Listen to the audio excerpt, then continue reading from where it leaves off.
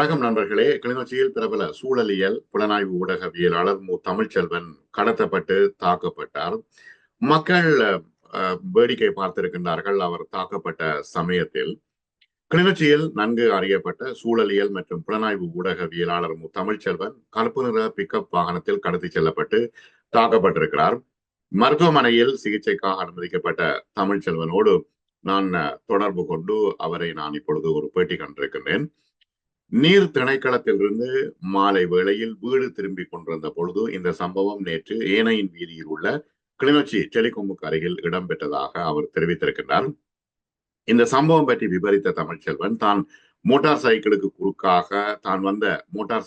குறுக்காக கருப்பு நிற பிக்கப்பில் வந்தவர்கள் வாகனத்தை நிறுத்தினார்கள். தன்னை நோக்கி வந்து தன்னை தங்களுடைய பிக்கப்புக்குள் பலவந்தமாக இழுத்து போட்டார்கள். ஆனாலும் தன்னுடைய கால்கள் வெளியே நீட்டிக் கொண்டிருந்ததால் கடத்த வந்தவர்களுக்கு பிக்கப்பின் கதவை மூட முடியவில்லை. மீண்டும் என்னை நோக்கி வந்து காலை உள்ளுக்குள் விட்டு கதவை மூட முற்பட்டார்கள். அப்பொழுது அவர்களை உதைத்து உதறி தப்பிக்க முயன்றேன் என்று புலனாய்வு ஊடகவியலாளர் தமிழ்ச்செல்வன் குறிப்பிடுகின்றார். இங்கே முக்கியமான ஒரு விடயத்தை நாம் பார்க்க வேண்டும். அவர் தாக்கப்பட்ட சம்பவத்துக்கு இப்ப அரசியல் பின்புலம் காரணம் இல்லை என்று அவர் குறிப்பிட்டிருக்கின்றார். இது சட்டவிரோத சக்திகளால் தாக்கப்பட்டதாக குறிப்பிடுகின்றார். இலங்கை உழைக்கும் ஊடகவியலாளர் சங்கம் தற்பொழுது கண்டன அறிக்கையை வெளியிட்டிருக்கிறது. அது மட்டுமல்ல, அத்தோடு ஐஜிபிக்கு இந்த விடயம் தொடர்பாக அறிவுறுத்தலும் விடுத்திருக்கிறது. உடனடியாக தாக்கப்பட்டவர்கள் கைது செய்யப்பட வேண்டும், ஊடகவியலாளர்கள் காப்பாற்றப்பட வேண்டும் என்று இலங்கை உழைக்கும் ஊடகவியலாளர் சங்கம் அறிக்கை ஒன்றை வெளியிட்டிருக்கிறது. ஏற்கனவே நாம் பல சந்திப்புகளில் மிஸ்டர் நிலாம்தீனோடு பேசிக் கொண்டிருந்த சந்திப்புகளிலே முக்கியமான ஒரு விஷயம், இந்த கடத்தப்பட்டு காணாமல் ஆக்கப்பட்டவர்கள் முதலைக்கு இரையாக்கப்பட்டார்கள் என்று கோட்டாபாய ராஜபக்ஷ காலத்திலே மிகப்பெரிய செய்தி தற்பொழுது ராஜித சேனாரத்னவால் குற்றம் சாட்டப்பட்ட செய்தி நாங்கள் ஏற்கனவே தெரிவித்திருந்தோம். தற்பொழுது ரணில் விக்ரமசிங்கவினுடைய ஆட்சிக்கு பிறகு ஊடகவியலாளர்கள் கடத்தப்பட்டு காணாமலாக்கப்படவில்லை. ஆனால் இப்பொழுது முதன்முறையாக தமிழ் ஊடகவியலாளர் இந்த ஆட்சியிலே கடத்தப்பட்டிருக்கின்றார். இவர் தொடர்பான மேலதிக விசாரணைகள் நடத்தப்படுமா, ஊடகவியலாளர்கள் காப்பாற்றப்படுவார்களா என்ற கேள்வியும் எழுகிறது. இந்த விடயங்கள் தொடர்பாக நாம் கிளிநொச்சி வைத்தியசாலையில் இருக்கின்ற தமிழ்ச்செல்வன் ஊடகவியலாளரோடு நேரடியாக தற்பொழுது தொடர்பு கொண்டு அவருக்கு நடந்த விவரங்களை அவரிடமே கேட்டு தெரிந்து கொள்வோம். வணக்கம் தமிழ். வணக்கம். இப்பொழுது ஆஸ்பத்திரியில் இருக்கின்றீர்கள். அவருடைய பின்புலம் எனக்கு தெரிகிறது. உண்மையில் என்ன நடந்தது தமிழ்? ஏன் நீங்கள் தாக்கப்பட்டீர்கள்? நான் தாக்கப்பட்டதுக்கான காரணம் இதுவரைக்கும் எனக்கும் தெரியாது. இனி அது போலீசார் விசாரணையில கைது செய்யப்பட்ட பிறகுதான் நான் என்ன நோக்கத்துக்காக நான் தாக்கப்பட்டேன், என்ன நோக்கத்துக்காக என்னை கடத்துவதற்கு முயற்சி செய்தார்கள் என்ற தகவலும் வெளியில வேண்டும். நேற்று 26ஆம் தேதி மாலை 5 மணி அளவில் என்னுடைய அலுவலக பணியை முடித்துக் கொண்டு நான் அலுவலகத்தில இருந்து இந்த வீடு நோக்கி வந்து கொண்டிருந்த போது 500 மீட்டர் தொலைவில் ஏனையின் வீதியில ஸ்ரீலங்கா டெலிகாம் அலுவலகத்துக்கு முன்னால நான் வழிமறிக்கப்பட்டேன். கருத்த பிக்கப் வாகனத்தினால அந்த வாகனம் நான் அலுவலகத்துல வெளிக்கிட்ட பிறகு என்ன பின்தொடர்ந்து வந்திருக்கிறதுன்னு நான் அவதானிக்கையில பின்தொடர்ந்து வந்த வாகனம் சிசிடிவி கேமராக்கள் கவரேஜ் இல்லாத இடத்துல என்னை வழிமறைச்சு வாகனத்துல இருந்து இறங்கினவர்கள் எங்களை பற்றி உனக்கு தெரியுமான்னு கேட்டுக்கொண்டு இறங்கின போது எனக்கு விளங்கிட்டு ஏதோ விபரீதம் நடக்க போகுது. நான் அதுக்குள்ள இந்த மோட்டர் பைக்கை விட்டு தப்பி ஓடுவோம், மோட்டர் பைக்கை விட்டுட்டு இறங்குறதுக்கு இடையில என்னை பிடிச்சிட்டாங்க. என்னை பிடிச்ச 2 பேர் தான் வந்துச்சு வாகனத்துல. என்னை பிடிச்சு கொண்டிருக்க டிரைவரை இறங்கி இருந்து காலையும் கையும் பிடிச்சு வாகனத்துக்கு பின்பக்க சீட்டுக்கு என்னை தூக்கி போட்டுட்டாங்க. போட்ட உடனே டிரைவர் வாகனத்தை எடுக்கிறதுக்கு முன்னால போயிட்டார். இந்த கால்கள் 2 வாகனத்துக்கு வெளியால இருந்தபடியா அந்த வாகனத்துடைய கதவுகளை அவங்களால பூட்ட முடியல. டிரைவர் போன பிறகு ஒருவன் தான் என்னை பிடிச்சு கொண்டு வந்தது. எனவே நான் அந்த சமயத்துல நான் அவனை போஸ்ட் பண்ணி உதஞ்சதுல அவன் என்ன விட்டுட்டான். விட்ட உடனே நான் திருப்பி வாகனத்துக்கு வெளியில வந்துட்டேன். வந்த பிறகு என்னை பிடிச்சிட்டேன். அந்த நேரம் ஆக்கள் எல்லாம் சனம் ரோட்ல போன சனம் அந்த சூழல்ல நின்ற சனம் எல்லாம் நின்று எல்லாரும் வேடிக்கை பார்த்து கொண்டு இருக்கிறேன். ஒருவனை 2 பேர் ஒருவனை கடத்தி தூக்கி வாகனத்துக்கு ஏத்துறாங்களா, அவன் வாகனத்துல சண்டை பிடிச்சு கொண்டு வாகனத்துக்கு வெளியே வரான், அவனுக்கு அடிக்கிறாங்க. நாங்கள் என்னென்னு பார்ப்போம், அந்த கொமன் சென்ஸ் ஒன்றுமே இல்லாம சனம் எல்லாம் வேடிக்கை பார்த்தோம். பின்ன நான் அதுக்கிடையில அவங்களும் சனம் கூடினா எதுவும் பிரச்சனை எனக்கு நெஞ்சிலையும் கழுத்தில முதுகுல எல்லாம் சரமாரியான அடி கையா பத்தி கொண்டு இடிச்சு 2 அடிச்சு போட்டு என்னை உதஞ்சு போட்டு நாங்கள் ஆரண்டு தெரியும் தானே. நீ ஆரண்டு தெரியும் தானே நீ நாங்கள் எங்களோட சேட்டையாக கொண்டு போடுவோம் என்று சொல்லி போட்டு அவங்க வாங்கினது. அதுக்கு பிறகு நான் கூட திருப்பி அலுவலகம் பக்கத்துல இருந்தபடியா நான் அலுவலகத்துக்கு போய் திருப்பி அலுவலகத்துல என்னுடைய சக பணியாளர் உத்தியோகத்துல என்ன கொண்டு வந்து எனக்கு ஹாஸ்பிட்டல்ல நேற்று மாலை அட்மிட் பண்ணினாங்க. எனக்கு அந்த நெஞ்சு பகுதி, கழுத்து, மற்றது பின்பகுதியில பல அடி என்றபடியா அந்த அதிக வலி. இன்றைக்கு தான் எக்ஸ்ரே மற்ற சிகிச்சை எடுத்திருக்கணும். பெரிய அளவு பாதிப்பு இல்லை என்றாலும் ஓரளவான பாதிப்புகள் இருக்குது, வலி இருக்குது. எனக்கு அதுக்கு அப்பால எனக்கு இந்த அடியினுடைய வலி அதுகளுக்கு அப்பால நாங்கள் தொடர்ச்சியா இந்த சட்டவிரோத செயற்பாடுகளுக்கு எதிராக இந்த சமூகத்துக்காக மக்களுக்காக எழுதி கொண்டு வரலாம்.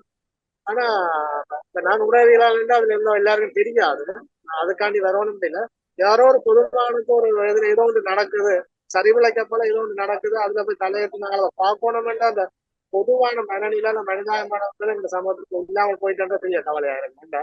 நாளைக்கு ஏதோ ஒன்று நடக்க நாங்கள் அதில் தலையிடணுமே என்ற அந்த மனநிலை இல்லாமல் போயிட்டு நமக்கே தோழி நாங்கள் எங்கட வெளியே பார்த்துட்டு போயிருந்த மனநிலை இருந்து அந்த பொதுமக்கள் இருக்கிறேன். நீங்க எங்க வேலை செய்றீங்க தமிழ்? நான் வந்து நான் 20 வருஷமா ஊடகத்துறையில பணியாற்றி கொண்டிருக்கேன். இப்ப கடந்த 3 வருஷமா ஊடகத்துறையோட நீர்வளங்கள் வடிகால் அமைப்பு சபையிலையும் ஓட்ட போட்லயும் வேலை செய்யும். சரி, இப்ப என்னன்னா இப்ப ஒருத்தருக்கு தாக்குதல் நடத்தும் பொழுது பொதுமக்களினுடைய இந்த அசம்பந்தம் இருக்குது. இது எல்லா இடத்திலையும் இருக்குது. இப்ப தமிழ் மக்கள் மட்டும் இல்ல, எல்லா இடத்திலையும் இந்த அசம்பந்த போக்கு இருக்குது. இப்ப ஏன் எங்களுக்கு இந்த வேலை அல்லது அச்சப்படுகின்றார்களா என்ற பிரச்சனை இருக்கு. இப்ப வாழ்வெட்டு பிரச்சனை எல்லாம் இருக்குதானே, இப்ப வாழ்வெட்டு பிரச்சனை எல்லாம் இருக்கு, அதால மக்கள் அச்சப்படுகின்றார்களா? உண்மையா அதுதான் பிரச்சனை. இப்ப என்னன்னா அந்த இடத்துல எனக்கு உதவி செய்ய யாரும் வந்து உதவி செய்ய வெளிக்கிட்டு இருந்தால் உதவி செய்ய வழிகிட்டு அவையில பிடிச்சி ஏதாச்சும் இருந்தா அந்த டீம், அந்த கேங், அந்த சட்டவிரோத கேங் வந்து பிறகு நாளைக்கு அவையில வீட்டுகளையும் போகும், அவைகளுக்கும் ஏதாவது நடக்கும். அவன் மக்கள் அதுக்கு பயப்படினா. அதுக்கு காரணம் என்னன்னா இங்க சட்டம் சீர்குலைஞ்சிருக்குது. போலீசார் தங்களுடைய நடவடிக்கைகளை இறுக்கமாக செய்திருந்தா இந்த பிரச்சனை வராது. இங்க உண்மையா நான் வெளிப்படையா அந்த குற்றச்சாட்டை முன்வைக்கிறேன். சட்டவிரோத செயற்பாட்டாளருடன் போலீசாருக்கு நெருங்கிய உறவு இருக்குது. இதன் விளைவுதான் அவர்கள் துணிஞ்சு செயற்படுவதற்கும் பொதுமக்கள் அச்சத்தோடு இருப்பதற்கான காரணம் அதான். இப்ப அவர்கள் வந்து தமிழாக்கள் உங்களுக்கு அறிமுகமே இல்லையா? நீங்க அவர்களை எங்கேயுமே காண இல்லையா? இல்ல, எனக்கும் அந்த ரெண்டு சம்பந்தப்பட்ட 2 பேருக்குன்னா எந்த பழக்கமும் இல்லை, முன்ன பின்ன தெரியாத எந்த பழக்கமும் எதுவுமே இல்லை. சாரதி வந்து கிளிநொச்சி பாரதிபுரத்தை சேர்ந்தவர் சொல்லினா. இப்ப வேன் நம்பர் எழுதினீங்களா? இல்ல, அந்த வேன் நம்பர் எழுதையில சாரதி எனக்கு தெரியும். ஏன்னா சாரதி அன்று பகல் 11 மணி அளவில் ஓட்ட அலுவலகத்துக்கு வந்து தன்னுடைய ஓட்ட பில் சம்பந்தமாக அலுவலக பொறுப்பதிகாரியோட முரண்பட்டிருந்தார். முரண்பட்டு கொண்டு அவர் வெளியில போய்க்க தான் ஜனாதிபதி செயலகம் வரைக்கும் செல்வேன் என்று சொல்லி போட்டு போனேன். இப்ப நான் அந்த இடத்துல அவருக்கு சொன்னா, நீர் கட்டணம் வந்து ஓட்ட போட்டு தீர்மானிப்பதல்ல, அது வந்து சட்டம். நீங்கள் ஜனாதிபதி செயலகத்துக்கு போய் உங்களுக்கு ஒரு தீர்வு கிடைக்குமா இருந்தால் அது உங்களுக்கு மட்டுமில்ல எல்லாருக்கும் நன்மை பாய்க்கும், நீங்கள் அதை செய்யும் கொண்டு சொல்லியிருந்தேன். நான் எல்லாருக்கும் பாடம் படிப்பேன் என்று சொல்லி போட்டு போனேன். ஆனால் அதன் விளைவாகத்தான் நான் என்ன இப்படி பின்தொடர்ந்து வந்து இப்படி செய்து என்ன தூக்கி கொண்டு போகணும்ன்றத நான் யோசிக்கல. ஏனென்றா அப்படி அந்த முரண்பாடு அலுவலக பொறுப்பதிகாரிக்கும் அவருக்கும் இடையில வந்திருக்கும். எனக்கும் என்ன கொண்டு வந்து என்ன தூக்கி அல்லது என்ன இப்படி தூக்கி கொண்டு போற அளவுக்கு அது அந்த அளவுக்கு பெரிய முரண்பாடு அது இல்லை. அது ஒரு பெரிய விஷயமே இல்லை, அது முரண்பாடும் இல்லை அது. அப்ப நான் இத சந்தேகப்படுறேன். இதுக்கு பின்னால யாரு இருக்கு? ஏன்னா அவையிலும் சட்டவிரோத அவையில் அந்த சாரதி இருக்கிற இடம் மற்றது அந்த அவருடைய சட்டவிரோத செயற்பாடுகளோட நெருங்கிய தொடர்பு உள்ளவர்கள் என்று கூறப்படுகிறது. எனவே இது இந்த பின்புலம் ஏன் நானே இலக்கு வைக்கப்படணும் என்றெல்லாம் சந்தேகம். இப்ப போலீஸ்ல முறைப்பாடு செய்த பிறகு ஏதாவது நடவடிக்கைகள் மேற்கொள்ளப்பட்டிருக்குதா? போலீஸ் விசாரணைகளை மேற்கொண்டிருக்கணும். என்னட்டையும் வந்து ஸ்டேட்மெண்ட் எடுத்துக்கணும், ஓட்ட போட்ல போய் ஸ்டேட்மெண்ட் எடுத்திருக்கணும்.